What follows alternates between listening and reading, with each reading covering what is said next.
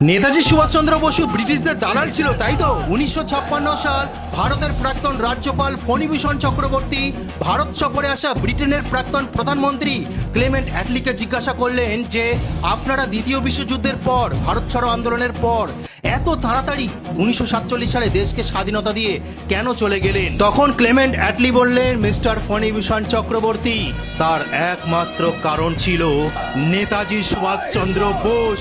নেতাজি সুভাষচন্দ্র বোসের কর্মকাণ্ড, নেতাজি সুভাষচন্দ্র বোসের আজাদ হিন্দ ফৌজ। কারণ যেভাবে বোসের প্রভাবে ব্রিটিশ সেনাবাহিনীতে কাজ করা ভারতীয়রা আমাদের প্রতি, অর্থাৎ ক্লেমেন্ট অ্যাটলিদের প্রতি বিশ্বাসঘাতক হয়ে উঠছিলেন, তাদের প্রতি আর ভরসা রাখা যাচ্ছিল না।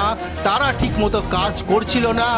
আমরা যদি আর বেশি বছর থেকে যেতাম, তাহলে আজাদ হিন্দ ফৌজের সেনাবাহিনীরা এবং নেতাজি সুভাষচন্দ্র বসুর কর্মকাণ্ড দ্বারা অনুপ্রাণিত সেই ভারতীয়রা আমাদের শেষ করে ফেলতো। সেই কারণেই আমরা 1947 সালে তাড়াহুড়ো করে ভারত ছেড়ে পালিয়ে গেছিলাম। তখন ফণিভূষণ চক্রবর্তী জিজ্ঞাসা করলেন, তাহলে ভারত ছাড়ো আন্দোলন কি কোনো প্রভাব ফেলেনি?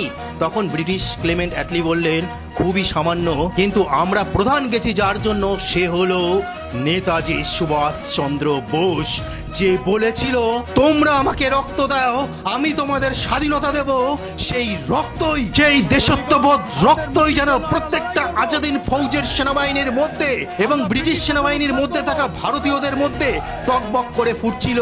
সেই কারণে আর বিশ্বাস করা যাচ্ছিল না, কোনো তারা কাজ করছিল না, আমরা ছাড়তে বাধ্য হয়েছিলাম। সেই নেতাজি সুভাষচন্দ্র বোস আজ ব্রিটিশদের দালাল হয়ে যাচ্ছে। যে সুভাষচন্দ্র বসুকে সারা পৃথিবীর ব্রিটিশ সেনাবাহিনীরা, গোয়েন্দারা তন্ন তন্ন করে খুঁজছিলেন, সে কিভাবে ব্রিটিশদের দালালি করতে পারে?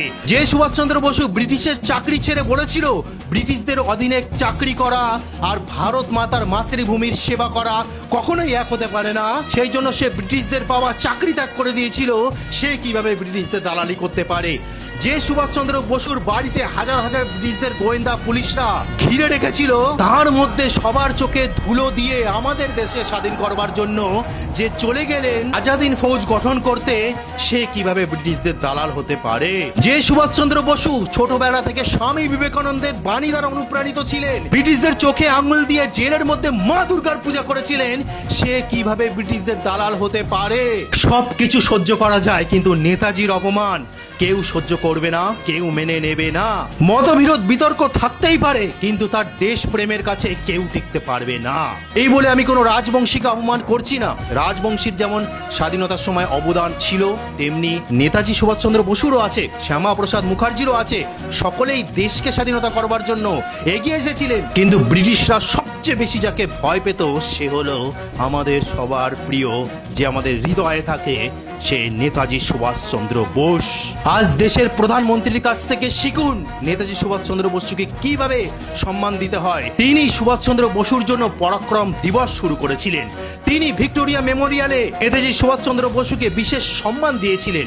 তিনি দিল্লির গেটে নেতাজি সুভাষচন্দ্র বসুর মূর্তি উন্মোচন করেছিলেন। তিনি সারা পৃথিবীর কাছে আমাদের নেতাজি সুভাষচন্দ্র বসুর মানকে উচ্চ স্তরে পৌঁছে দিয়েছিলেন। তাই নেতাজি সুভাষচন্দ্র বসুকে কখনো অপমান করবেন না, তাহলে হাজারটা ক্ষুদিরাম জন্ম হয়ে যাবে।